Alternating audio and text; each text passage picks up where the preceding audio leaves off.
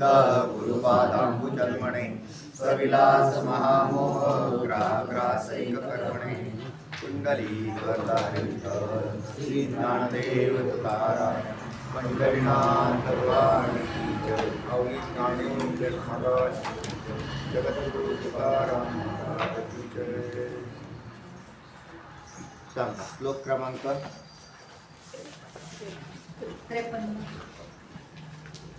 53. कोण सांगताय?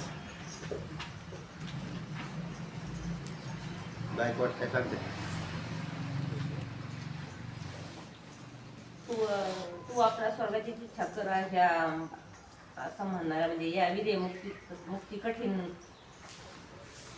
मुक्तीच्या कठीण मार्गात जरी उगीच कशाला पडतो म्हणजे येतोच असं सांगितलं. यावर कदाचित म्हणशील तर जर ज्ञान तत्वज्ञानाच्या पश्चात जर कामाधिकांच्या राहण्यात राहिले तर असं जर म्हणत असेल तर मग त्या कामाधिकांच्या कामामधलं श्रेष्ठ काम हा स्वर्गाधिक आहे किंवा उत्कृष्ट काम. मग त्याही कामाची तू इच्छा करते असं त्याचा अर्थ होतो. मग स्वर्गाधिकांची बी इच्छा करणे होईल याच्यात काय विशेषता नाही.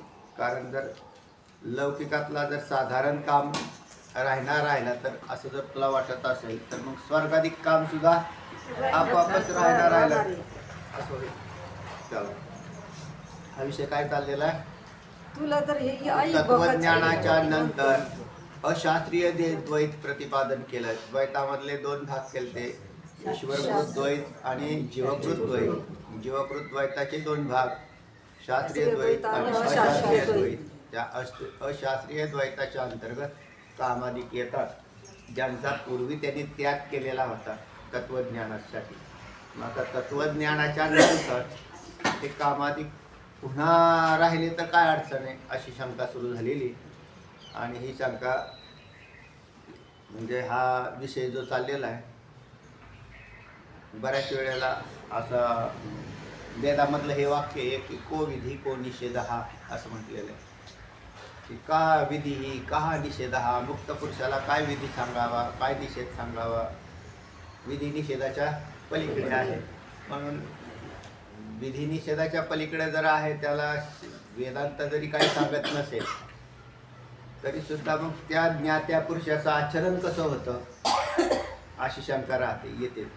मग ते आचरण कसं होतं तर मी नेहमी पूर्वी सांगितलं तुम्हाला की पडिले वळण इंद्रियाचं कळ भाव तो निराळा नाही तुझा. जसे तुकोबराय म्हणतात जसं इंद्रियांना वळण पडलेलं असतं ते इंद्रिय ते प्रकार करत राहतात. म्हणजे जसा भक्तीमध्ये तत्वज्ञानाच्या पश्चात संप्रदायपूर्वक जो कोणी अध्ययन करत असतो तर त्याला संप्रदायाच्या मर्यादा असतात. संप्रदाय ह्या त्याच्यासाठी आहे. आणि मग संप्रदायाच्या काय मर्यादा आहे? सकाळी उठणे, स्नान करणे, देवपूजा करणे, ज्ञानेश्वरी वाचणे हे ते म्हणजे कोणी सांगितलं? संप्रदाय. त्या संप्रदायात हे वळण पडलेलं इंद्रियांना. किंवा मुक्त झाल्या म्हणजे आता गंध लावायची काय गरज आहे? कारण गंधाचा आणि मुक्ततेचा तसा काही संबंध गंध लावल्यावर मोक्ष मिळतो नाही. मग गंध का लावायचा? सांप्रदायिक जे वळण ते भूषण कपडे सफेद कपडे घालणं वारकरी सांप्रदायिक आपले चालले ते तर याच्यामध्ये तो राहतो. तर याच्यामध्ये पण ही भक्तिपूर्वक असा जर संप्रदायातून आलेला असेल वरती आलेला असेल तर मग त्याला भक्तीचे संस्कार असतात. आणि जर नसेल डायरेक्ट शब्द ज्ञानात जर आला तर तो पोपटपंचीच करायला लागतो. म्हणजे त्याला ते शब्द पाठ करता येते आणि ती तेवढ्या शब्दावरती सगळा खेळ कशावर अवलंबून राहील. आणि मग अज्ञान कार्य कामाधिक हे अज्ञान कार्य आणि त्याचा कुठं आपल्याशी काही संबंध आहे? तो बोलताना असाच बोलायला लागतो. तुम्ही कामाधिकांचा तर आपल्याशी काही संबंधच नाही. कामाधिक म्हणजे ते कामाधिक राहिले तर ते वरचे दिसत आहेत, ते स्वरूपाच्या ठिकाणी नाही. आणि नुसतं असं बोलून नाही चालणार. मग तुम्ही त्याचा संग जर केला तर ते तुम्हाला त्रास नाही देणार का? तर नक्कीच त्या व्यक्तीला त्रास देतील आणि त्याची असांप्रदायिकताही दिसून येईल त्याच्यातून. तेव्हा सांप्रदायिक रीतीने जे वळण पडलेलं असतं त्याच्यात या कामाधिकांना तारा, पूर्वी कामाधिकांचा त्याग तरी का केला असं म्हटलं तर कामाधिक हे त्रस्त करतात जीवाला, म्हणूनच त्यांच्याच त्यागासाठी तत्वज्ञान पुढं आलं. मग तत्वज्ञानाच्या पश्चात पुन्हा कामाधिक राहिलं तर काय अडचण आहे असं म्हणतो. तर हे बोलणं चुकीचं आहे. काय म्हणतायत ऐका. अतिशय दोषेन यदा स्वयं दोषात्मायं कामादिकं न हेतुः. क्षयातिशय दोषेन स्वर्गो हेयो यदा तथा स्वयं दोषतमात्मायं कामादिक्यं न हीयते. स्वर्ग क्षयातिशय दोषेन हेय इति यदा. स्वर्ग हा क्षय अतिशय दोष म्हणतेला त्याला, म्हणजे अधिक उत्कर्ष असणारी क्षय होय. तर या दोषांनी युक्त असल्यामुळे आहेच आहे स्वर्गामध्ये जाताही येतं आणि स्वर्गाचं पुण्य संपलं तिथं खालीही येतो. म्हणशील तर काय म्हणतायत सांगा. तर तू तदायम स्वयं दोषात्मा कामादिकं न हेते. हं. तर मूर्तिमंत दोषाचा राजा आत्मा असा जो हा कामादिक दोषांचा राजा कोण? काम. काम हा सगळ्या दोषांचा राजा, अनर्थात सगळा समूह त्याच्यातच येतो. तर हा तर मूर्तिवंत दोषांचा राजा म्हणजेच आत्मा असा जो हा काम आणि आधी अनर्थ समूह तो त्याज्य ठरत नाही का प्रश्नार्थ. तर त्याज्य ठरतो असं नाही. प्रकाश सांगितले म्हणजे श्रुतींनी आणि लौकिकात सांगितले का स्वर्ग हा म्हणजे स्वर्गाचा क्षय होत असतो. पुण्याने स्वर्गाला जातात आणि पुण्य संपल्यावर म्हणजे त्याचा क्षय होतो असं श्रुतीने आणि लौकिक दृष्टांताने सांगितले. मग त्या पुण्याची पावटी सरे सवयीची इंद्रपणाची उठी उतरे येऊ लागती महागारा मृत्यू लोका.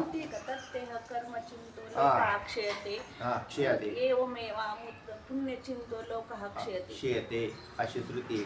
बरोबर ही श्रुती आहे ना. मराठी अनुवाद आहे.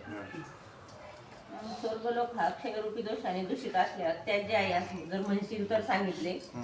काम हा साक्षात दोषांचा राजा असतो. तुला ग्राह्य कसा वाटतो? स्वर्गाप्रमाणे हाय त्याचे का वाटत नाही? प्राणी एकदा प्रबल इच्छेच्या अधीन झाला की विवेकाला म्हणजे हा मोठा दोष आहे. कोणता? कामाधिक हा मोठा दोषच आहे. आणि मग तो काय म्हटलं त्यांनी प्रत्यक्ष श्रुतीनेच लौकिक कर्मजन्य पदार्थाच्या दृष्टांताने स्वर्ग हा पुण्यक्षय झाला असता क्षीण होतो असे सांगितले आहे. व क्षय म्हणजेच नाश हा एक मोठा दोष आहे अशी वैदिक व लौकिक समजूत आहे. यास्तव स्वर्गलोक क्षयरूपी महादोषाने दूषित असल्यामुळे त्याज्य आहे असे जर तू म्हणशील. स्वर्ग कसा आहे? कारण त्याच्यामध्ये काय आहे? दोष आहे. हा तर आम्ही तुला असं विचारतो की काय विचारतो सांग. काम हा साक्षात दोषांचा राजा असताना तुला ग्राह्य कसा वाटतो? तो त्याज्य का वाटत नाही? तो ग्राह्य का वाटत? ग्राह्य पदाच्या विरोधी अर्थ विरोधी शब्द त्याज्य वाटायला पाहिजे. तो तुला तो का चांगला वाटतो? कारण तो दोष आहे ना. दोषाचा सांभाळ कुणी करावा? निर्दोषम ही समम ब्रह्म. ब्रह्म तर निर्दोष आहे आणि तू तर दोषाचा अंगीकार करतो. म्हणजे आत्मज्ञानाच्या नंतर निर्दोष स्वरूपात जायला पाहिजे होतं. त्याच्या वेळेला उलट तू काय करायला लागला? दोषांचा स्वीकार करायला लागला. काम हा साक्षात दोषांचा राजा असताना तुला ग्राह्य कसा वाटतो? स्वर्गाप्रमाणे त्याज्य का वाटत नाही? स्वर्ग हा त्याज्य आहे. ही एक भाव आहे बघा की ज्या साधकाला हे ज्ञान सगळ्या साधकांना आहे. उपासकाला ज्ञान आहे स्वर्गामध्ये मोठे भोग आहेत, तर साधकाला कसं नाही? त्या स्वर्गाला चुकवून जो इकडे आला तो साधक बनला. जो स्वर्गाच्या वाटेला लागला तो साधक कसा? जसे सकाम कर्म करणारे, सकाम उपासना करणारे सुद्धा ते साधक कधीच होत नाही. कारण ते सकामी असतात. त्यांना ते सकामतेतला दोष कळावा लागतो. सकामतेचा दोष काय? क्षय अतिशय. पुण्य निर्माण करतो सकामचा आणि पुण्य क्षय करून त्याचा पुन्हा नायनाट करून टाकतो. तेव्हा नको तिकडे जायला, स्वर्गाच्या रस्त्याला नको जायला. कारण स्वर्गात भोग जरी श्रेष्ठ प्राप्त झाले पुण्य संपादन करून, तरी नाश पावल्यानंतर पुढे काय? अज्ञानाचा बाजारात पैसे घेऊन गेले तुम्ही खर्चायला, खिसा गरम आहे तोपर्यंत काय अडचण नाही, पण खिशातले पैसे संपल्यावर पुढं काय? परत पुढं म्हणजे खाली जायचं, घरी जायचं आपलं. आणि घर म्हणजे हे घर आहे, कुचकं नासकं सडकं. मज विन पाविजे स्वर्ग अज्ञानाचा पुण्य अज्ञानी येते अज्ञा पूर्ण अज्ञानामध्ये येते. तर मग त्याच्यात मग हे लक्षात घ्यावं लागेल की पुन्हा जर किड्या मुंग्याचे जन्म लागले तर परत करायचं काय? हा प्रश्नच आहे. म्हणून मग स्वर्गाला जाणारा जो टाळतो त्याला साधक म्हणतात. आणि मग तो सुरुवातीला त्याला हे कळालं आणि आता नंतर तो खुशाल काम का भोगायला लागला, कामाची काय इच्छा करायला लागला, तर हे म्हणणं चुकीचं आहे. चालू सांगितले अरे रे प्राणी एकदा प्रबल इच्छेच्या अधीन झाला की म्हणजे विवेकाला सर्वत्र मुक्त. हा विवेकच धारण करून तो तत्वज्ञानाकडे बसलेला होता. आणि आता तोच विवेक काय झाला? लूज झाला, सैल झाला. आणि मग असं म्हटलं की तो सर्वतैव विवेकाला मुकला. इच्छेच्या अधीन झाला की विवेकाला मुकला. म्हणून एकदा त्या इच्छेच्या अधीन गेला की तो काय करेल नाही सांगता येत. पुढे मग सांगितले हेच खरे सांगितले म्हणजे दुसऱ्या श्लोकात सांगितले वैराग्याधिकांना संपादन करून अत्यंत अनर्थ झाला. म्हणजे कारण होणाऱ्या कामाधिकांचा त्याग केलेला असल्यामुळे मी सुद्धा तो केवळ ऐक भोगाच्याच उपयोगी असलेल्या कामाधिकांचा स्वीकार करण्यास कोणता दोष आहे म्हणजे सांगितले प्रत्यवाय आहे.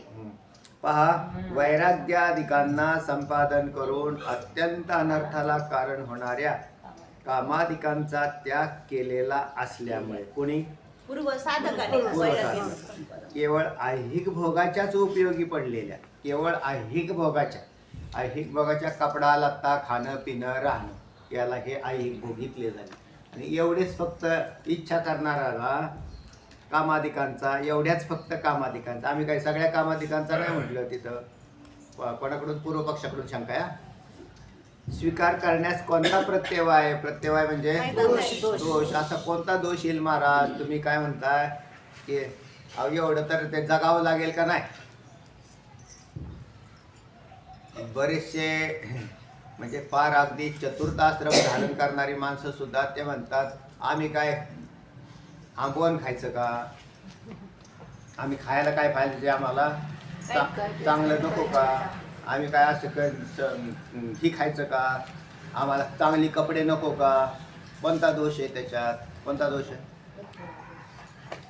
वैराग्य संपादन करून उपयोग काय? तुम्ही वैराग्य धारण केलं म्हणता आणि मग तुम्हाला असे काही घरं दिसतील चकचकीत ज्याच्यामध्ये म्हणजे आश्रमाची आजची व्यवस्था तशी झाली. ते काय पहिल्यासारखे आश्रम नाही राहिले. म्हणजे झोपडी कुटी अशी बांधून पानाची. ते लोमहर्षी ऋषींना विचारा. लोमहर्षी ऋषींनी एवढा मोठा आयुष्य, दीर्घ आयुष्य होतं. म्हणजे त्यांना आयुष्य म्हटलं त्यांचं वर्णन येतं पुराणामध्ये.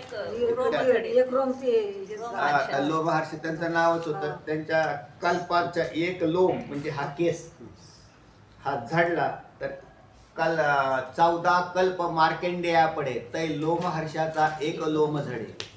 बकत आलभ्याचे निमिष पुरे गेले एवढे अरे म्हणा. मनाची समजूत काढताना म्हटलं म्हणजे काय म्हटलं आता सुरुवात मार्कंडेय 14 कल्प मार्केंडेया पडे. म्हणजे 14 कल्प आयुष्य कोणाचं होतं? मार्केंडेयांचं. तर मार्केंडेयांचं 14 कल्प गेल्यावर लोमहर्षी ऋषींच्या अंगाला जेवढे केस होते त्यातला एक लोम झडून पडायचा. किती आयुष्यात. आणि ते राहत कशात होते? साधारण कुटी करून राहत होते. साधारण 4 लाकडं टाकलेली त्याच्यावरती असे. तिथं इंद्र गेला होता, त्याला नवीन राजधानी उभारायची होती. आणि लोमहर्षी ऋषी हे वास्तुशास्त्राचे तज्ज्ञ होते. त्याच्यातले की कोणत्या बाजूला काय काय पाहिजे, कुठली काय पाणीची व्यवस्था कोणत्या बाजूला पाहिजे है ना, किचन कोणत्याकडे पाहिजे, टॉयलेट कुठे बांधायला पाहिजे, याला काय म्हणतात ते वास्तुशास्त्र. आणि मग ते विचारायला कोण गेला? इंद्र गेला. त्याने म्हटले पत्ता विचारत गेला, जंगलामध्ये राहत होते. ते म्हटले काय झाला, इतकं आयुष्य ते व्यक्ती काय राहत असेल, त्यांची काय व्यवस्था. जाऊन विचारत गेले तर ते असे ते म्हणले व लो महर्षी ऋषी कुठे आहेत? म्हणले ठीक आहे, त्या कुठे दिसते का? हा, त्याच्यात राहतात. ते उघडे बंब तसेच बसलेले होते. आणि त्या इंद्राने ते विचारायच्या आधी नमस्कार वगैरे केला ना, असा बसला. मोठी शंकाच तयार झाली डोक्यात ना, आपल्याला इंद्राचे किती आयुष्य त्याच्यात बसतील त्यांच्या आयुष्यामध्ये. आणि तो कशाची इच्छा करतोय? महाल बांधण्याची इच्छा करतोय, म्हणजे राहण्यासाठी. काम किती प्रबल काम आहे तो. आणि हे लो महर्षी ऋषी असे बसलेले. ते म्हटले आलो होतो असा, काय इकडे कसं काय येणं केलं तुम्ही? इंद्रदेव इकडे कसे काय आले? असे ते म्हणले आलो होतो. म्हटले मी इथं आलो, माझं शंका माझे घेऊन आलो होतो ते वेगळंच आहे म्हटले, पण मला अशी शंका आहे, तुमचं इतकं उदंड आयुष्य आहे म्हटले, माझ्या आयुष्याच्या काही पटीने, तर तुम्ही असं का राहता? तुम्ही काय बांधाय पाहिजे? मोठा माल बांधाय पाहिजे. तुम्ही का असं राहता? ते म्हटले अरे किती काय आयुष्य, तेव्हा काळ हा अल्प आहे. त्यांनी ते काळाचं वर्णन करायला सुरुवात केली त्या इंद्राला. मग ते म्हटले पण हा तर काळ दिसतोय ना आपल्या जगण्याचा, जसा मानवाचा काळ दिसतो ना. ते म्हणले 100 वर्ष जगल. काय ते 100 वर्षाचा तो किती अल्प आहे, ह्यांच्या तर तुलनेने तर कुठेच बसत नाही आपण. सेकंद बी नाही बसला आपला. हा काळ ते म्हटल्यावर तो इंद्र आहे ना, तो अगदी स्तंभित झाला, काहीच बोला ना. मग तो म्हटलं बरं तुमचं काय काम? नाही म्हटले काय नाही, आलो होतो असं सहज. हा उत्तर मिळालं ना. कोणतं? की आपण किती मूर्ख आहोत की ते नवीन आहे त्याच्यामध्ये राहावं का नाही, नवीन कशाला काय करावं. पण त्याने ते, कारण त्याच्यात वेळ गेला, चिंतन नाही करता आलं. तर त्या लो महर्षी ऋषींचं असं उदाहरण. तर त्याच्यात या इंद्रादिक ज्या आहेत, म्हणजे स्वर्गातले जे भोग आहेत ते सुद्धा क्षणिक भोग आहेत. काय म्हटलं? मग त्या आपला मूळ विषय असा चालला होता की चतुर्थाश्रमामध्ये बी धारण करून जर भोगांची इच्छा करत असेल तर त्या चतुर्थाश्रमाला तरी काय अर्थ आहे? भोगांच्या त्यागासाठीच तो ठेवलाय ना, तत्वज्ञानाच्या पूर्व. कारण त्याच्यात 2 भाग दिलेले आहेत, विद्वत संन्यास आणि विविधिशा संन्यास. मग विविधिशा संन्यास हा धारण करायचा आहे तर तो मुक्ततेसाठी केलेला आहे. मग मुक्ततेसाठी करायचा तर त्याच्यात भोगांचा त्याग नाही का अपेक्षित? भोगांचा त्याग अपेक्षित आहे. अहो कशाचीच गरज नाही मग त्याच्यानंतर त्याने. कारण जर खास विवेक तयार झालेला असेल ना, तर त्याला कुठल्या संस्था बांधायची गरज नाही, कुठले मठ बांधायची गरज नाही. मोक्ष पहिला. त्याला म्हणतात कडक वैराग्य. राहायला अगदी काय काय आहेत बरं का साधू, अगदी हिमालयाकडे जर पाहिले ना तर तुम्हाला आत्ता भारतभूमीत असे साधू दिसतील. काहीच नाही, त्यांनी पूर्ण जीवनच अगदी तसंच केलं, काहीच नाही, कडक वैराग्य. आणि धारण केलं ते कशासाठी? कामाधिकांचा त्याग केला नाही तर तत्वज्ञान उत्पन्न होत नाही असं निघालं. आता आम्ही तुम्हाला थोडी सवलत दिली कुठली, किंवा जर तुम्ही कामाधिकांना दाबून तत्वज्ञान उत्पन्न करत असताल तर होऊ शकतं असं म्हटलंय शास्त्र. म्हणजे त्या काळात त्यांनी काय केलंय, त्याचा पूर्णतः वर्ज केलेले. आणि त्या काळात तिथे कारण वृत्ती एकाग्र वृत्ती झाली तरच तिथे ज्ञानाचा उदय होण्याची शक्यता आहे. चला, तर तेव्हा हा म्हणतो की आई थोडे भोगले म्हणून काय बिघडलं अशी शंका येते. त्याचं उत्तर पुढच्या श्लोकात येईल. सांगावर कोण सांगतंय? शोभेताई सांगताय. पुढचा श्लोक सांगितला, तत्वबुद्ध्वापि कामादीन् निःशेषं न जहासि चेत् यथाष्टाचरणं ते स्यात् कर्मशास्त्रातिलंघिनः. म्हणजे यथेष्ट आचरण स्यात्, ते त्याचं यथेष्ट आचरण होईल आणि मग कर्मशास्त्राचं उल्लंघन. ती ना तो दुसरा ती घेतला की ऊ निघेल. उल्लंघिन हा आपापच उल्लंघन होऊन जाईल. तत्वज्ञान झाल्यावर सुद्धा जर तू कामाधिकांचं म्हणजे जर निशेष नाही टाकले हम्म. तर तुला शास्त्रांचं उल्लंघन म्हणजे तुझ्याकडून होईल. मनसोक्त तू आचरण करू लागशील म्हणजे लोकांच्या तिरस्काराला तू हे होशील. पुढं सांग. तर तत्वज्ञान झाल्यावर सुद्धा न जेहासी म्हणजे टाकणार नाही तू कामादिकांना. कामादीन निशेषम न जहासी चेत. जर तू कामादी दुष्ट विकारांना, कामादी विकार काय आहेत? दुष्ट आहेत. जीवाला त्रस्त कोण करत? कामानेच त्रस्त केलंय. गेल्या वेळेस सांगितलं तुम्हाला. कामाजी कोतवाले आणि नाडेले भवतांशी, हरिहराची अब्रू घेतो भय नाही त्याशी. जमदाग्नी दुर्वास नाडिले महान महान ऋषी. क्रोधाची फौजदार तोही मिळाला त्याशी. जोहार माय बाप जोहार. नाथ महाराज सांगतात तसं. तर हा काम हा मूळ त्या सगळ्यांचा राजा आहे, बादशाह आहे. आणि म्हणून काम या पदाने सगळेच विकार करायचे. पुढची मालिका चाली. पण काम हा दुष्ट विकारांना म्हणजे कामादी दुष्ट विकारांना निश्चेस न टाकलेस तर शास्त्राती उल्लंघिना. तर ते कर्मशास्त्राचं विधी निषेधरूप जे शास्त्र आहे त्याचं उल्लंघन करणारा तू होशील. आणि मग काय करशील तर यथेष्ट आचरण करशील. यथेष्ट आचरम स्यात्. यथेष्ट आचरम स्यात्. मग तुझं आचरण आहे ते अनिर्बंध होईल. धर्माची सत्ता तुझ्यावर काम करणार नाही. आपण जसं म्हणलं की धर्माने वागा. धर्माने वागा म्हणजे आता धर्म कसा काम करतो ते म्हणजे नियमावली असते ना तिथे धर्म. आणि धर्म हा कल्याण. धर्माचा अर्थच कल्याण असा आहे. आणि कोणाचं कल्याण तर प्रत्येकाचं कल्याण. कोण करेल? धर्म. धर्मो रक्षति रक्षतः असं म्हटलंय. धर्मो रक्षति रक्षतः. जो धर्माचं रक्षण करतो त्याचं धर्मरक्षण करतो. आणि मग त्याच्यामुळे काय होईल? यथेष्ट आचरण नाही होत. मग त्याच्यावरती लगाम झाला. हे असं कोणी सांगितलं म्हणजे धर्म सांगतो काय करायचं? सकाळी उठावं. मग धर्म सांगतो बिगर तोंड धुता चहा प्यावं. धर्म सांगतो ह्याला धर्म. तुमचं कल्याण आहे का नाही त्याच्यात? मग त्याच्या हा आहे ना विधी सांगितलं. दान पुण्य करा धर्माने सांगितलं. त्याच्यातून पुण्य उत्पत्ती होईल. दान करा. अहिंसा तत्वाचं पालन करा धर्म सांगतो. अहिंसा परमो धर्म आहे का नाही? मग अहिंसा हिंसा करू नका. काय होईल? कल्याण होणार नाही. हिंसा केली ना तर तुम्हाला पाप होईल. आणि पाप भोगायला आल्यावर ताण होईल. हे सगळी नियमावली असते त्याचं नाव धर्म. पण हे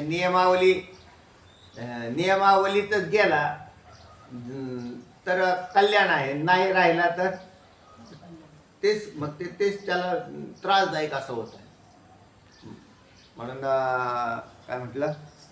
मनसोक्त आचरण जर करायला लागला तर मनसोक्त आचरणाने तुझंही कल्याणाची अपेक्षा करतो का अवकृपा व्हावी आपल्यावर याची अपेक्षा करतो. तर काय म्हणतात ऐका.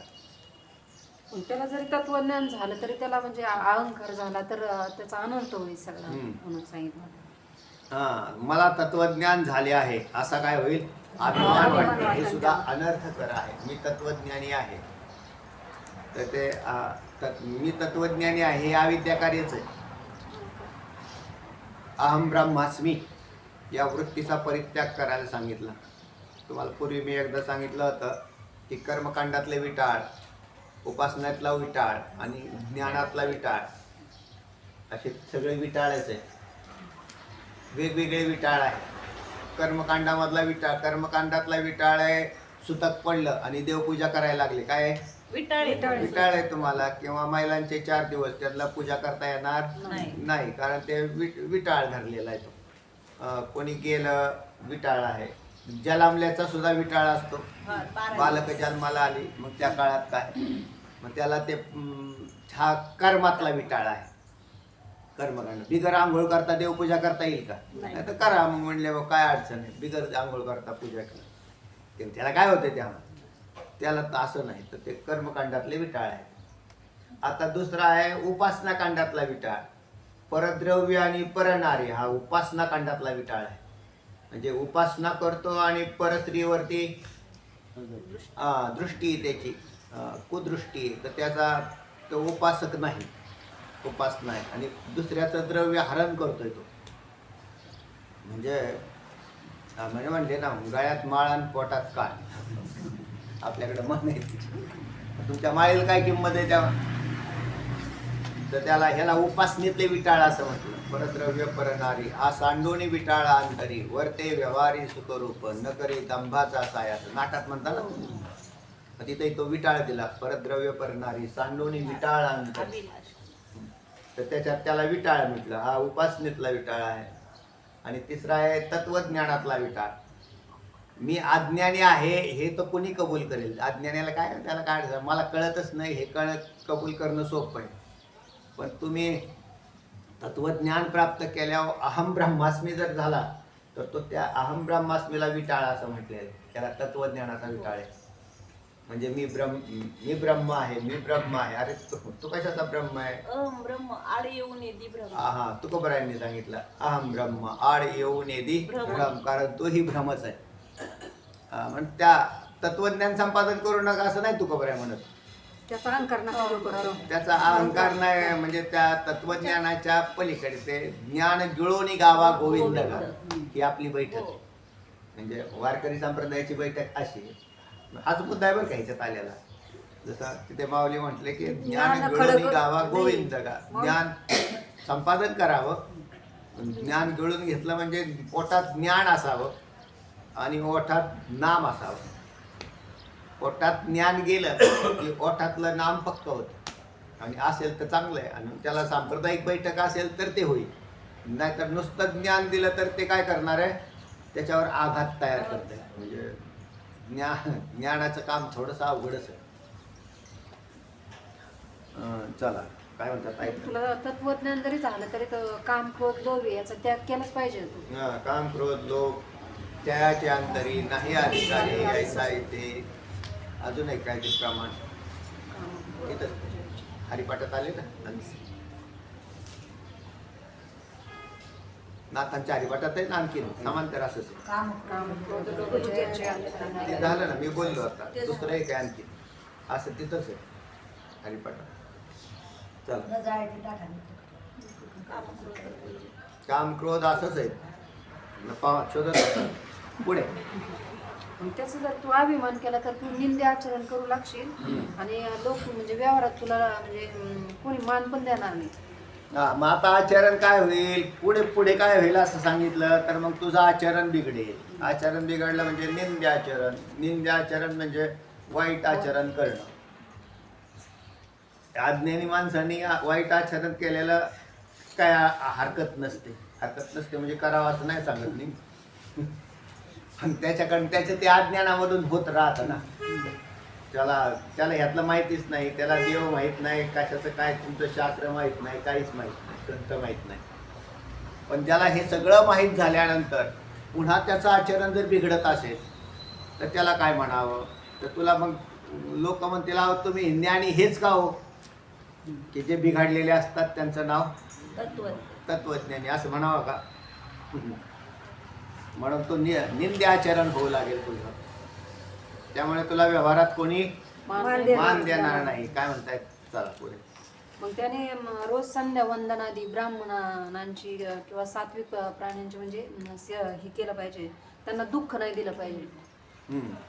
हा म्हणजे काय करावं हेच सांगितलं मी तुम्हाला मागाशी. काय म्हटलं की सांप्रदायिक ज्याच्याकडे बैठक आहे ना तर तो सकाळी उठल्यावर काय करणार ना. आता वारकऱ्याची संध्या काय हरिपाठ. मग हरिपाठ घेतो. मग हरिपाठ घेणं, ग्रंथ वाचणं किंवा त्याचं जे नेहमीच्या दररोजच्या नियमाने काय चिंतन करणं, तर हे ते तो आपोआपच करेल. म्हणजे कशानंतर तत्वज्ञानानंतर सुद्धा होईल. कारण त्याच्या इंद्रियाला शरीराला वळण पडलेलं असतं आणि ते वळण पडल्यावरती कारण ज्याच्यात आनंद वाटतो ना ती माणसं करत राहतात.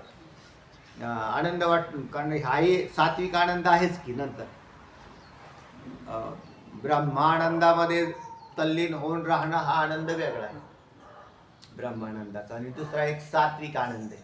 साधनांपासून जो आनंद उत्पन्न होतो तो सात्विक आनंद असतो. म्हणून हरिपाठ घेतल्यावर होणारा आनंद सात्विक आणि आनंद. पाहुण्यांच्यात गप्पा हाणल्यावर होणारा आनंद त्याच्यात काय आहे? तो फरक आहे. राजस आनंद आहे, सात्विक. आपले पाहुणे आले गप्पा हाणायला सुरुवात केली ते म्हणले आपला हरिपाठ झाला. तर ते हरिपाठात नाही होत. ते त्यांच्या बरोबर राहिले तर त्याच्यात लगेच तुम्हाला सुखदुःखाचे हे त्याच्यात कोण कधी टोचून बोलत सांगता येत नाही. हा, तेवढं आहे. आणि ते असे लोक हुशार आहेत ना व्यवहारातले. टोमने मारायला तर एक नंबर राहत. हा मग ते त्याच्यामध्ये तुम्हाला कधी झटके येतील त्याच्या आनंदाचे. हरिपाठ चांगला आहे का नाही हो? विठ्ठल विठ्ठल विठ्ठल करत बसलं आपलं आनंद. म्हणून हरिपाठातला आनंद सात्विक आनंद आहे. आणि जो एकांतवासात एकांतात तच्चिंतनम तत्कथनम मनामध्ये तर तो अधिक आनंदाच्या लाटा त्याच्या वृत्तीमध्ये तयार होतात आणि तो ब्रह्मानंदही भोगू शकतो. मग ते याच्यासाठी करायला पाहिजे का नाही? म्हणजे याला सांप्रदायिक बैठकीतनं तत्वज्ञानाचा उदय व्हावा हाही एक अर्थ निघतो. चला कामाधिकांना निशेष टाकणं हेच ज्ञानाचं लक्षण सांगितलं. मग काम नसल्यामुळे तत्व त्याच्या कर्तव्य बुद्धीचा लोप होतो. त्याच्यात श्रुती सांगितली तत्व कर्तव्य बुद्धीचा लोप होतो म्हणून कामाधिकांना आश्रय राहणार नाही असा अर्थ निघाला. हा श्लोक याच्यातूनच कुठून तर शोधला का तुम्ही? काम नसल्यामुळे कर्तव्य बुद्धीचा लोप होतो. बरोबर आहे. कर्तव्य बुद्धीचा लोप झाला म्हणजे काही कर्तव्य राहिले का त्याला? धन्यहम धन्यहम कर्तव्यम नमे विद्यते किंचित. तिथं तर आलेलं नाही ना. तृप्तिदीपामध्ये पाहिजे. तृप्तिदीपामध्ये बघा बरं तिथं आलंय का? तुम्ही पाहिलं नाही पण कोणी का? नाही का?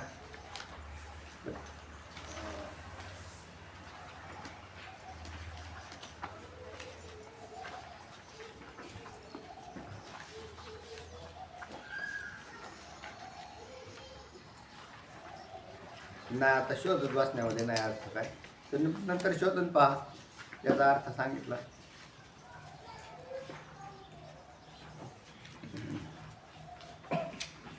मोठा आहे तो तृप्तिदीप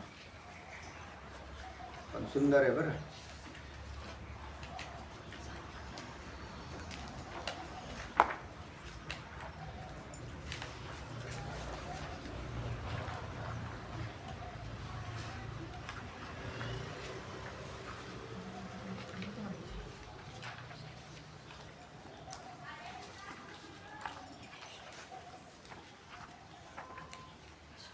चला चला सांगा पुढे. तो श्लोक सांगितला ज्ञानामृतेन तृप्तस्य कृतकृतस्य योगिनः नैवास्ति किंचित कर्तव्यम अस्ति चेत न स तत्ववेद. तर तत्ववेत्याच्या कर्तव्य बुद्धीचा लोप होतो असे तुम्हाला ज्ञानामृतेन तृप्तस्य कृतकृत्यस्य योगिनः ज्ञानरूपी अमृताने तृप्त झालेला कृतार्थतेला प्राप्त झालेला हा जो योगी आहे न एव अस्ति कर्तव्यम किंचित किंचितही त्याला कर्तव्य राहिलेलं नसतं. तेव्हा यांना काही त्या तत्वज्ञानी पुरुषाला याच्यातलं कुठलंच कर्तव्य राहत नाही. आणि कर्तव्य राहत नाही म्हणून काम सुद्धा कामाच्या उत्पत्ती कुठे आहे? काम नसल्यामुळे तत्ववेत्याच्या कर्तव्य बुद्धीचा लोप होतो असा अर्थ येतो. काम नसल्यामुळे. आणि आपल्या जीवाच्या कर्तव्य बुद्धीचा लोप का होत नाही? काम असल्यामुळे. काम असल्यामुळे. काम या पदाचा अर्थ आहे इच्छा. हा काय म्हटलं? आत्मानं चेत विजानीयात् धाम स्मृती पुरुषः किमिच्छन् कस्य कामाय शरीरम अनुसंजरेत. तो तृप्तिदीपातला श्लोक आहे. आत्मानं चेत विजानीयात् ज्याने आत्म्याला जाणलेलं आहे. कस्य काम आहे त्याच्या ठिकाणी काम कसा राहील तर त्याच्या ठिकाणी काम राहणार नाही असं लक्षात आलं. मग त्याच्या ठिकाणी काम राहत नाही. तिथं आहे का जवळपास बघा. सुरुवातीलाच असला तर असेल आणखी, पण नाही ना तिथं नसेल तो, त्याच्या विश्लेषणात कुठेतरी असणारे आहे तो श्लोक कुठतरी गेलेला. बर पुढे चला आपला मग पुढचे श्लोक राहतील.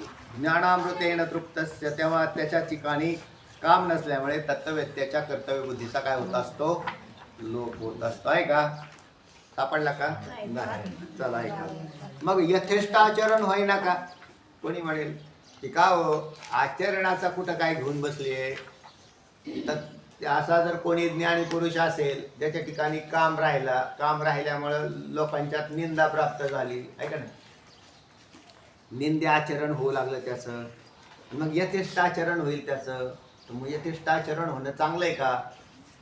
तर मग होईना का तो म्हणतो. पूर्व पक्षाच्या अजून शंका पुढे चालू आहे त्याची कंटिन्यू.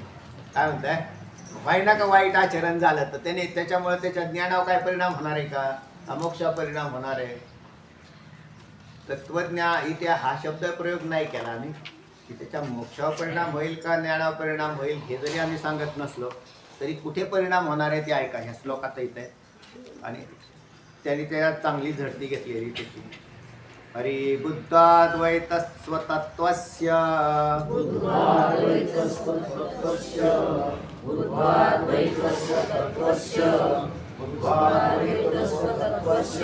यथेष्टाचरणं यदि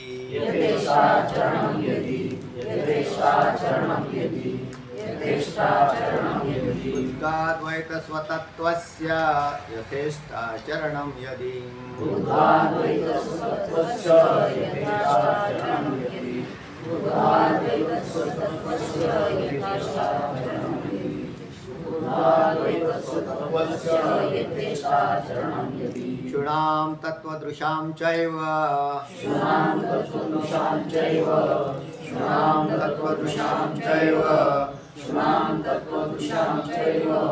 भेदो शुचिभक्षणे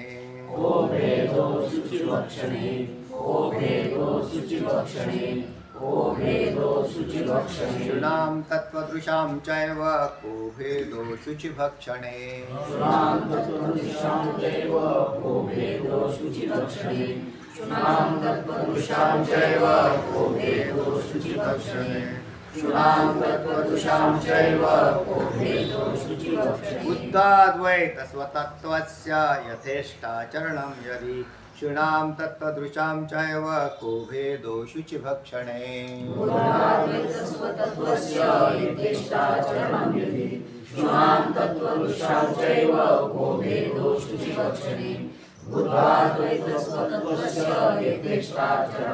चैव को भेदो शुचिभक्षणे बुद्धाद्वैत स्वतत्वस्य यथेष्टाचरणं यदि क्षुणां तत्त्वदृशां चैव को भेदो शुचिभक्षणे बुद्धाद्वैत स्वतत्वस्य यथेष्टाचरणं यदि क्षुणां तत्त्वदृशां आहे तसंच आहे च एव कः भेदः अशुचिभक्षणे. सांगा खानदेश साहेब. बुद्धाद्वैत तत्त्वस्य यथेष्टाचरणं यदि गुणां तत्त्वदृशां च एव कः भेदः अशुचिभक्षणे. च एव कः भेदः अशुचिभक्षणे. तेव्हा बुद्ध अद्वैत स्वतत्वस्य असे चार पद आहेत. स्वतत्व अस्य बुद्ध अद्वैत स्वतत्व अस्य म्हणजे बुद्ध म्हणजे जाणणं म्हणजे जाणणारा. बुद्ध हा जाणणारा ज्ञानी, त्याला बुद्ध म्हटलेलं. कांता अद्वैत स्वतत्व अस्य, अद्वैत स्वतत्व अस्य. स्वतत्व म्हणजे आत्मा, म्हणजे आत्मस्वरूपाला अद्वैतपणे जो जाणणारा आहे म्हणजे अद्वैत साक्षात्कार ज्याला झालेला आहे असा बुद्ध अद्वैत स्वतत्वस्य यथेष्टाचरम यदि यथेष्टाचरम स्यात्, तर यथेष्टाचरण त्याचं होऊ लागलं जो स्वतत्वालाही जाणलं. स्वतत्व म्हणजे आत्मा, त्यालाच ब्रह्म म्हणतात. आत्मा आणि ब्रह्म याच्यात भेद नाही, नाम मात्र भेद आहे, वस्तू एकच आहे. आणि त्या स्वतत्वाला ज्याने जाणलेलं आहे, कसं जाणलेलं आहे, त्याच्या कसं जाणलं याच्यासाठी शास्त्राचे उभारले आहेत. म्हणजे शास्त्राभ्यास करून हा आत्मा नाही, हा आत्मा नाही, हा आत्मा नाही, हा आत्मा नाही असा निराश करून बुद्धीमध्ये तो कसा आहे याचं स्वानुभूतीने काय केलेलं आहे, स्वानुभूतीने अनुभूती घेतलेली, म्हणजे स्वानुभूती घेतलेली ज्याने आत्मतत्वाची. तर असा जो कोणी पुरुष आहे तर मग यथेष्ट आचरण होऊ लागेल त्याचं, यथेष्ट आचरण. मग असं जर तू म्हटला की होईना का आचरण, यथेष्ट आचरण होईना का, त्याच्यामुळे काय होईल, त्याच्यात कुठं दोष आहे, तर त्याच्यात तत्वज्ञानाचा दोष नाही सांगत, पण पुढचा दोष येईल. मग यथेष्ट आचरण करणारे कोण असतात लौकिकामध्ये, तर तिथं उदाहरण दिलेलं आहे शुनी म्हणजे कुत्री. हा, जसे कुत्र्यांना कोणतीच देवपूजा सांगितलेली नाही. कुत्रे देवपूजा करतात का? कुत्र्यांना देवपूजा नाही, सकाळची आंघोळ नाही, हरिपाठ नाही, किंवा हरिपाठ करत नाहीत ते, असं म्हणा ना. नाही म्हणजे कुत्रे हरिपाठ करतात का? नाही, कुत्रे हरिपाठ नाही, कुत्र्यांना देवपूजा नाही, कुत्र्यांना धर्माचरण नाही. कुत्रे फक्त असे हातीत उभे राहतात, दुसरं कुत्रं आलं भोकले समजायचे तेव्हा ते आपल्या त्यांच्या सातबारामध्ये येऊनच देत नाही. कोण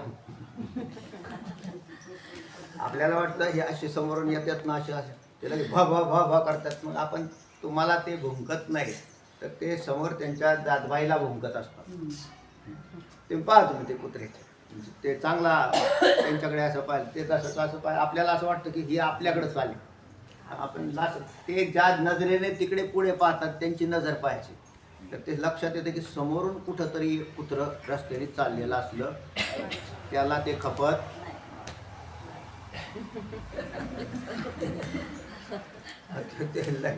काय वैशिष्ट्य आहे ते देव झालं, पण हे काय नाही जवळ त्यांचं. तर अशा पद्धतीने मग कुत्रे आणि माणसं याच्यात काय फरक आहे? त्यांना रस्ता दिसत नाही, आचरणाच्या बाबतीत विधी निषेधाच्या पलीकडे गेलेले, पशु काय ते उत्तम मध्यम भोग काहीच नाही. पण या कुत्र्याचं उदाहरण असं दिलेलं आहे की कुत्र्याला काहीच कळत नाही असं आहे. म्हणजे त्याचं आचरण एकदम खराब असं आचरण करणारा हा प्राणी. बाकीच्या प्राण्यांचा विषय त्याविषयी केला तर अतिशय खराब आचरणात मध्ये येणार आहे, पण त्याच्या बुद्धीचा दोष येतो. मग असा तर नाही ना झाला ज्ञानी पुरुष, असं बी होऊ शकतं ना. तो काय म्हटला होता, यथेष्ट आचरण व्हाय ना का. मग यथेष्ट आचरण व्हाय ना का तर मग कुत्र्यासारखंच झालं ना.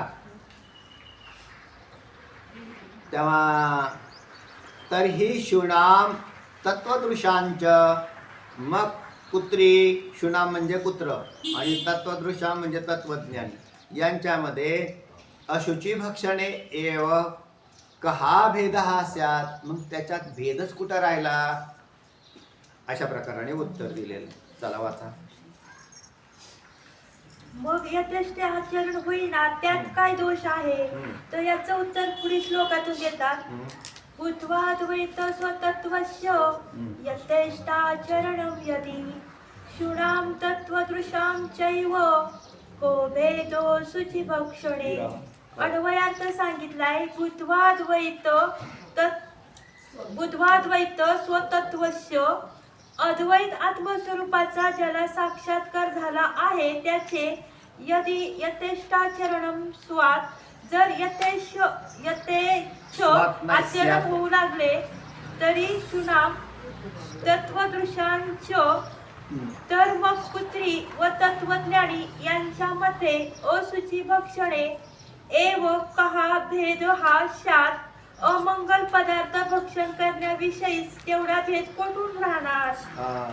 तर मग कारण त्याच्यात भेदच राहणार नाही, मग अमंगल पदार्थ भक्षण करण्याविषयीच तेवढा भेद कुठून राहणार आहे ना. म्हणजेच काय करेल तो, तसे त्याच्याप्रमाणेच कर. अमंगल पदार्थही भक्षण करेल. कुत्र्यांनी हाडं खाल्ली तर ते कुत्र्यांचा तो विषय त्याचा विषयच आहे, तो त्याला काय करणार आहे कोण. मग ह्याने मी काय म्हणतो म्हणले आपण बी करायला काय अडचण आहे. ते म्हणजे मग तुम्ही कोण तत्वज्ञानी, कारण तत्वज्ञानात आत्मा ब्रह्म आहे असं आम्हाला कळालेलं आहे. आता काय अडचण नाही.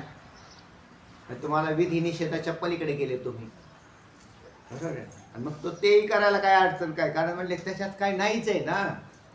म्हणून शब्दाच्या ज्ञानाने ज्याला हे मी आत्मा आहे असं कळालं, पण ते हे आत्मसाक्षात्कारापर्यंत न पोचलेला व्यक्ती असला पाहिजे. चला, म्हणजे त्याला आत्मसाक्षात्कार होणार नाही. प्रकाश सांगितलाय ज्या धन्य पुरुषाला आत्माच अद्वितीय ब्रह्म आहे असा साक्षात्कार होतो त्याला तत्वज्ञानी असे म्हणतात. बरोबर. शब्दबाधिक पुण्यजनक सात्विक कर्माच्या अनुष्ठानाने. आता याच्यात एक थोडीशी शंका आहे बरं का अजून, म्हणजे अजून कुठली शंका येईल तुम्हाला नाही शंका आलेली, कारण तत्वज्ञानाच्या भूमिका दिलेल्या आहेत. पण त्या शुभेच्छा, सुविचारणा, तनुमानसा, सत्वापत्ती, आसन शक्ती आणि पदार्थ भाविणी. तर सत्वापत्ती याला सत्वापत्ती अवस्थेला तत्वज्ञान असं म्हटलेलं. शुभेच्छा म्हणजे श्रवण, परमार्थाची सुरुवात श्रवणाने ज्याची झालेली तो मनुष्य तत्वज्ञानाच्या कक्षेत आलेला. म्हणजे त्या कक्षेत हे बाकीचे हे नाही आले.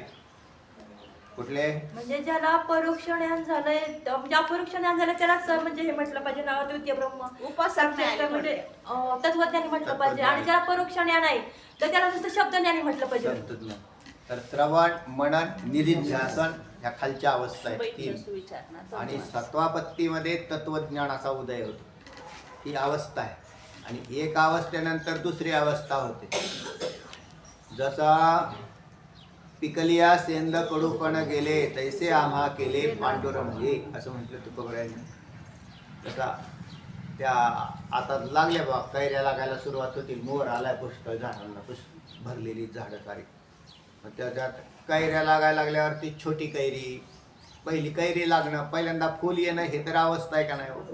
ज्याला फुलच नाही लागली, मोहरच नाही आला, मोहरायची फळे, मोहरायची फळे काय तुकोबरायांचं अभंग आहे ना. मोहरायची फळे नाही आली काही गळती, पीक आली काही गळती, आडी नासे वेचेतो. तुकोबरायांचा एक अभंग आहे.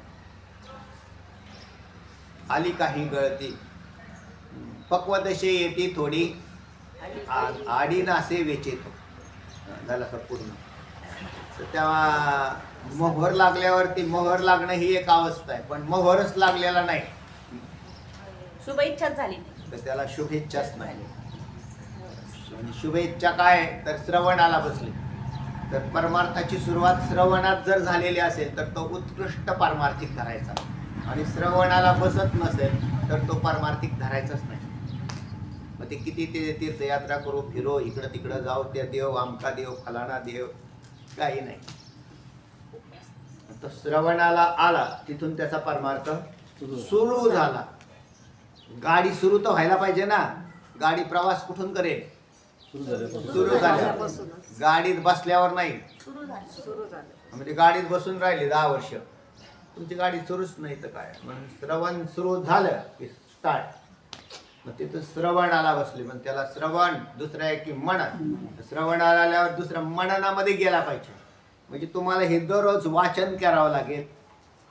कारण ही असं पटलं पाहिजे की याच्याशिवाय माझा उद्धारच होणार नाही. तरच तुमची वाचनात प्रवृत्ती होईल आणि मननात प्रवृत्ती होईल, नाही तर होणारच नाही. म्हणजे माझा उद्धारच याच्यावर नडलेला असं कळायला पाहिजे. म्हणजे तुम्हाला कुठे कोणत्या देवाला जाऊन नारळ फोडत बसायची अजिबात आवश्यकता नाही. तर तुमचा प्रारंभिक सुरुवात होती ती. प्रारंभ परमार्थाची सुरुवात अशीच झालेली. तुमची काय माझी काय अगदी शेंदूर लावण्यापासून सुरुवात झाली. मी तर म्हणतो ते तुमच्या आधी मी पाणी ओतत होतो नुसता देवावर. हातात कळशी घ्यायची आणि आमच्या गावात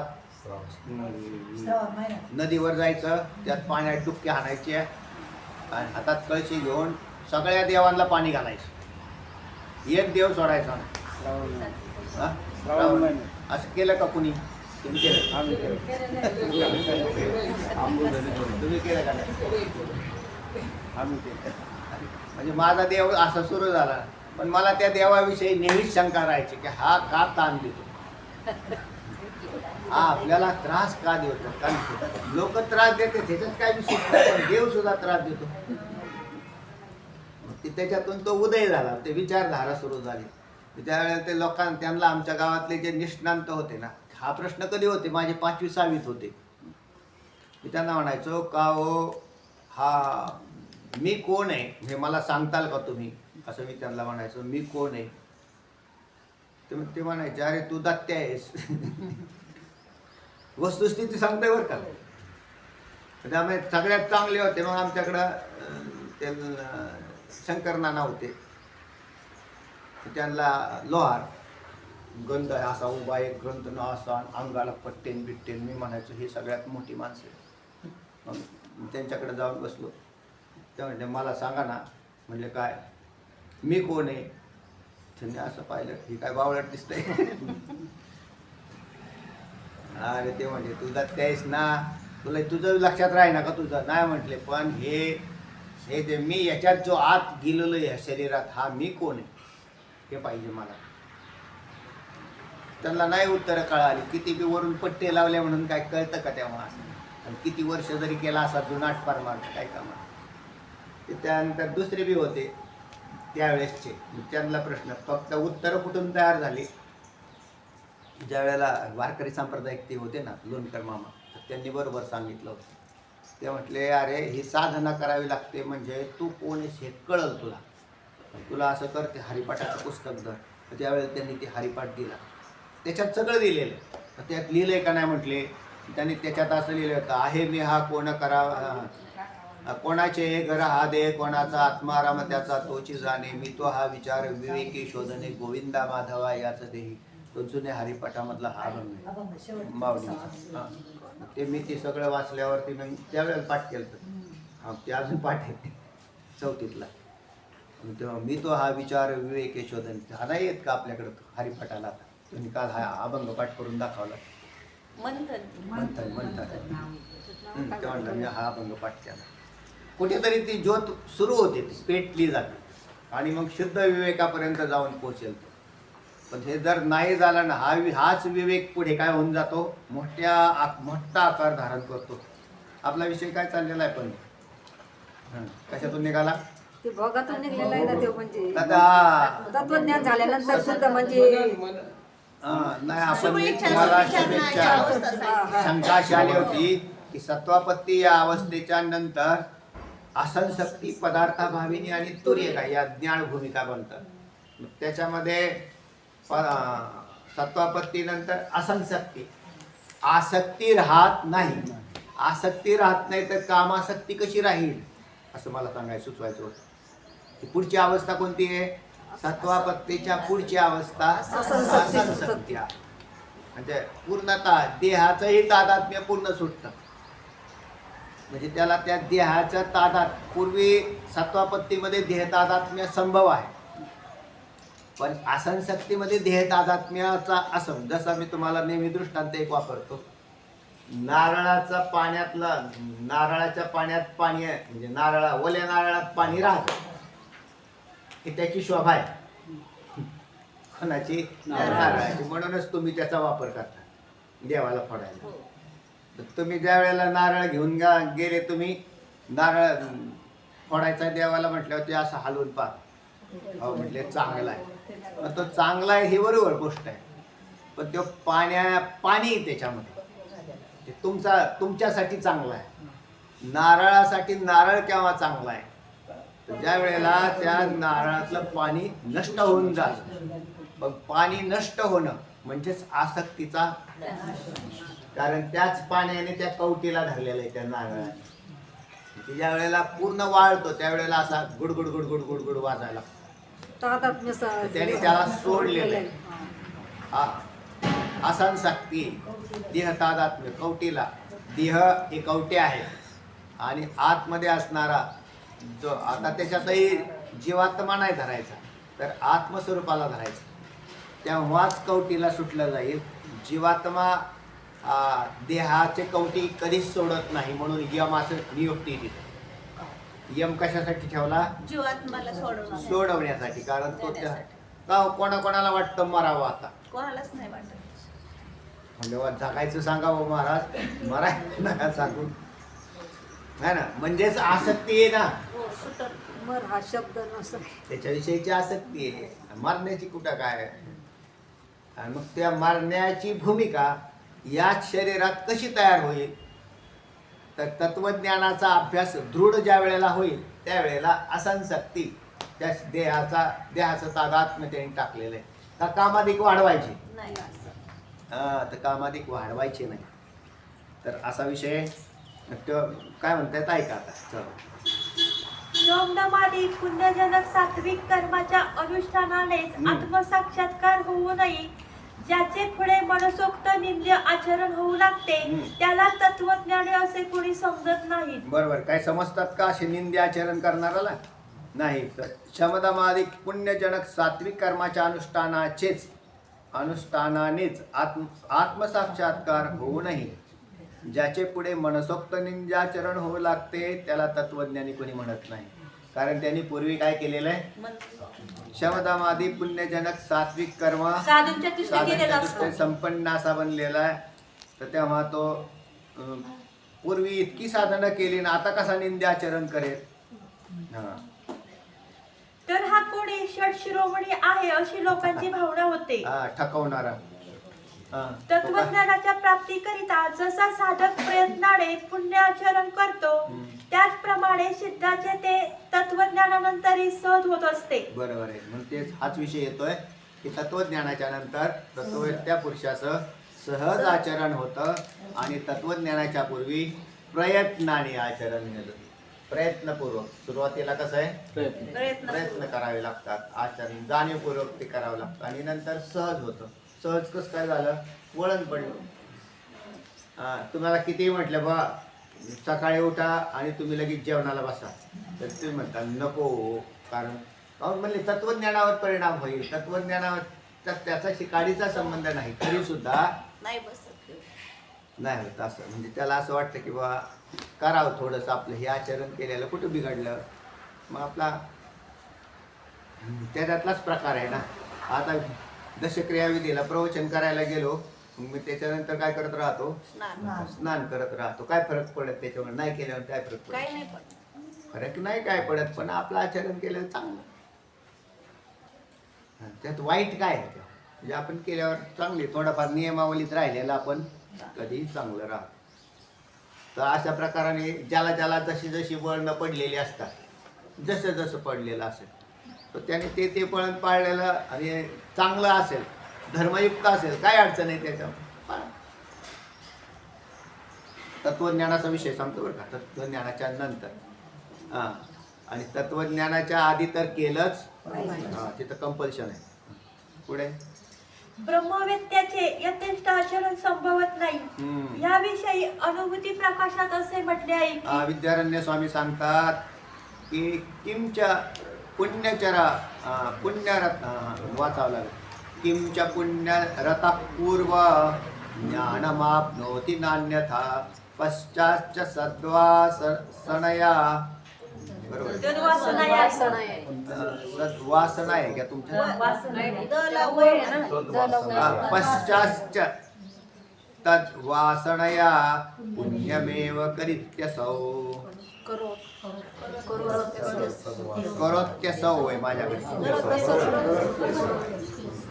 तर त्या किमच्या पुण्यरतः पूर्वम, पूर्वी म्हणजे ज्ञानाच्या पूर्वी काय करत होता? पुण्यरत म्हणजे पुण्याचरण करत होता. आणि ज्ञानम आपनोती न अन्यथा, ज्ञानाच्या प्राप्तीनंतरही काय अन्यथा करेल का? नाही. मग ज्ञानाच्या आपनोती म्हणजे प्राप्ती, तत्वज्ञानाच्या प्राप्तीच्या नंतर न अन्यथा, तो अन्यथा करणार नाही. पश्चात च सद्वासनया, जशी पश्चात नंतरही सद्वासनाच राहील ना. कारण पूर्वी काय होती, सद्वासनाच होती, आणि मग नंतर सद्वासना का वासना बिघडली नाही. म्हणून ज्याच्यावर जसे संस्कार झालेले असतात तशीच वासना पुढे सुद्धा राहते. म्हणून सद्वासना पश्चात सद्वासनया पुण्यमेव करीत्यसो, तो काय करत राहील, पुण्यच करत राहतो, पुण्याचरण करत राहतो. असं विद्यारण्य स्वामी म्हणतात की पूर्वी ज्ञानाच्या पूर्वी सद्वासना होती, पुण्याचरण करत होता, ज्ञानाच्या नंतरही तेच कर्म चालू आहे त्याचं, आणि वासना सुद्धा तशीच आहे, म्हणजे सद्वासनाच आहे. चला, याविषयी अनुभूती प्रकाशात असे म्हटले आहे किम च पुण्यरतः किम पूर्वं किम किम च पुण्यरतः पूर्वं ज्ञानमाप्नोति नान्यथा पश्चाच्च सद्वासनया पुण्यमेव करोत्यसौ. किं च पुण्यरतं पूर्वं ज्ञानमाप्नोति नान्यथा पश्चाच्च तद्वासनया पुण्यमेव करोत्यसौ. पण वस्तुस्थिती अशी असताना जे ज्ञानाभिमानाने हवे तसे वागू लागतात ते संप्रदायाने प्राप्त होणाऱ्या ज्ञानाने संपन्न झालेले नसतात. असं आहे. हा, हे त्याचं उत्तर आलं. म्हटलं संप्रदायाने, संप्रदाय असे लोक म्हणतात, कशाला हो संप्रदाय, काय त्या संप्रदायावर, संप्रदायाची एक परंपरा राहते, संस्कार राहतात. मग ते संस्कार ते कशाला, उद्या तुम्ही तत्वज्ञानी झाल्यावर कळेल तुम्हाला, म्हणजे मग काय होणार आहे, तत्वज्ञानी झाले म्हणजे झालं. तसं नाही म्हटले. त्याच्यानंतर मी थोडेसे घोटाळेच आहेत. कुठे घोटाळे येतं, कारण मग त्याचं आचरण मनसोक्त व्हायला लागेल त्याला, कारण अद्वैतामध्ये त्याला पदार्थ म्हणजे त्याला ज्ञान तर अद्वैताचं होईल, पण त्याचं वागणं मात्र द्वैतात राहील. आणि त्यावेळेला तो अद्वैता, काय एक श्लोक आहे, भावाद्वैतम सदा कुर्यात, असा आचार्यांचा एक श्लोक आहे, आता नाही आठवायचा, पुढच्या वेळेस सांगेल. तर त्या म्हणून भाव अद्वैताचा असावा आणि क्रिया अद्वैतम सदा कुर्यात, असा श्लोक येतो.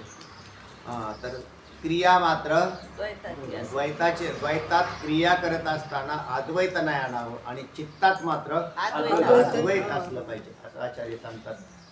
म्हणून आता लोकांच्या, आता वागायचं महिला मंडळ असे बसा, ते म्हणते काय हो, कशाला आता अद्वैतात आहोत आपण, असं नाही चालत. तिथं द्वैत बाळगलं पाहिजे.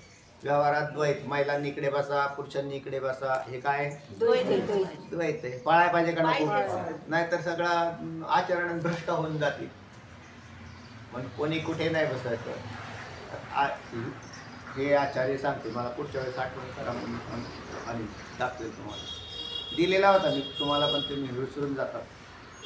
पुढे, आणि इतकेच नव्हे तर थोडेसे शास्त्रीय शब्द जरी त्यांना येत असले तरी ते संप्रदाय शून्य व कामुक आहेत. बस बस बस संपर्क. थोडेफार शास्त्रीय शब्द येत असले म्हणजे इकडून तिकडून गोळा केलेले, काय करतात अशी माणसं जे आहेत ना, म्हणून संप्रदायपूर्वक अध्ययनाची परंपरा आहे. नुसतं ऐकून नाही, ऐकून बी हे ज्ञान होतंय, पण ऐकून ज्ञान झाल्यावरती त्याला वाया जाण्याची शक्यता आधी वाया जाऊ शकतो.